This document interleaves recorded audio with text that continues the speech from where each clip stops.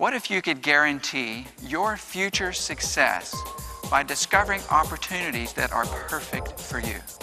What we're going to talk about here today are some very simple principles that I've learned over the last 10 years of exploration with some of my associates.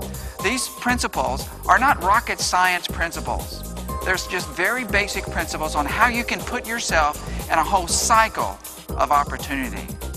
Why is it those people just seem to get those great projects? How come I don't get those projects?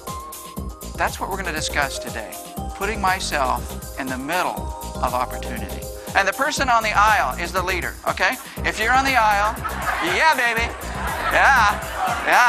There you go. You're stuck, yeah.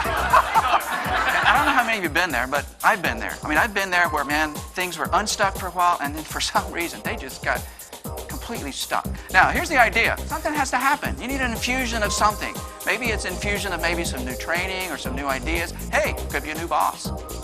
How about that for getting unstuck, right? You know, how many of you are working currently for someone that, man, this is a bear to work for. This guy just doesn't get me. I don't get him or her, you know? Raise your hand. Unless you're sitting next to your boss. Okay, yeah, right. That would not be good. Yeah. Here, let me give you 2 Smarties for that one. Wow. I was 2 years out of college working for a national labs in Albuquerque, New Mexico.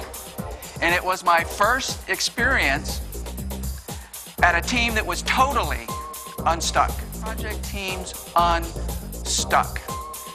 First is, in fact, I had this question asked this morning. He says, you know, I'm kind of intrigued about your talk. What does stuck mean? What does this have to do? I said, you're going to have to come to the talk. You know, we're going to talk about what stuck is. We're going to talk what does stuck mean? What does unstuck mean?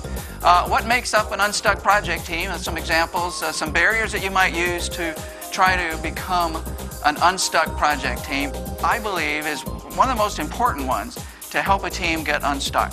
So when you walk out of here today, my goal for you is to be able to walk out at least with a few ideas that you might do something different. Because, you know, you have a choice. Being able to handle ambiguity is important for project managers, and getting good clarity is what we're trying to do, right? We have to turn, many times, ambiguity into clarity. Then, lo and behold, something happens. You get to a certain point, and even with teams, that's why I don't particularly like this performing storming exactly. I think there's some stages of development we go through. But you get to a point, and somehow you just can't get everybody up to that next level. It's almost like that. You get to that point, you just can't quite bust out of that.